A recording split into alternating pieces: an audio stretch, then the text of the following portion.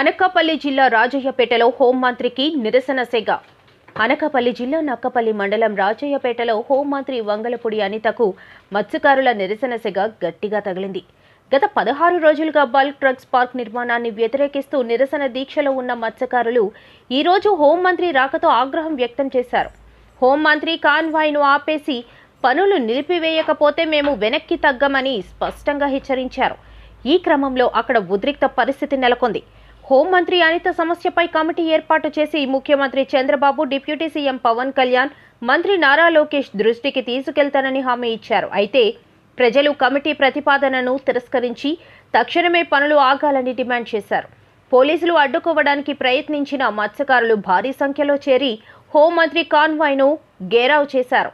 చివరికి హోంమంత్రి సీఎంతో చర్చలు జరిగేంత వరకు పనులు నిలిపివేస్తామని హామీ ఇచ్చారు. దాంతో కొంత ఉపశమనం వచ్చినప్పటికీ ప్రజలు మాత్రం బల్క్ డ్రగ్స్ పార్క్ రద్దు తప్ప వెనక్కి తగ్గబోమని స్పష్టం చేశారు.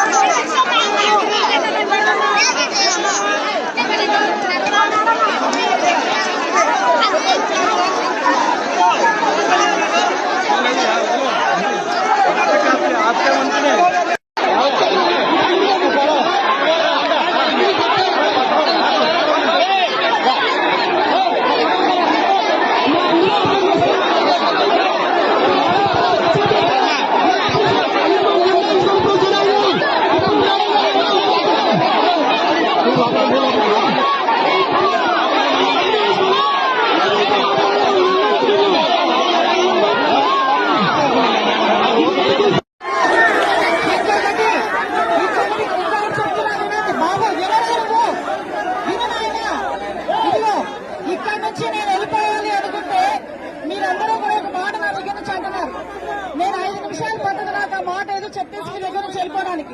కానీ మీ మాట నేను మాట మీద నుంచి ఉండాలి అంటే మాట మీద నుంచోవాలి. దానికి ఒక నిబద్ధత ఉండాలి.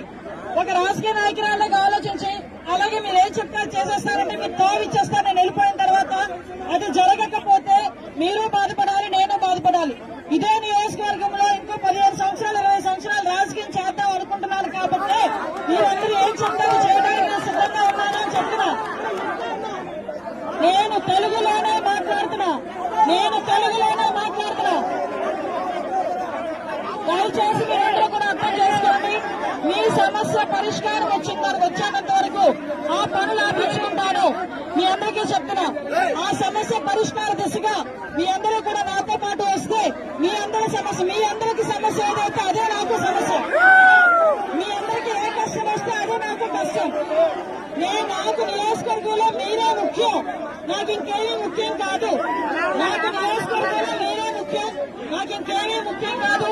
దయచేసి నన్ను అభిమానించిన వాళ్ళు గాని, నన్ను గౌరవించే వాళ్ళు గాని దయచేసి నాకు కొంచెం భావిస్తే నేను వెళ్ళి మీ సమస్య పరిష్కారానికి కూడా నేను మాట్లాడుకోవాలి.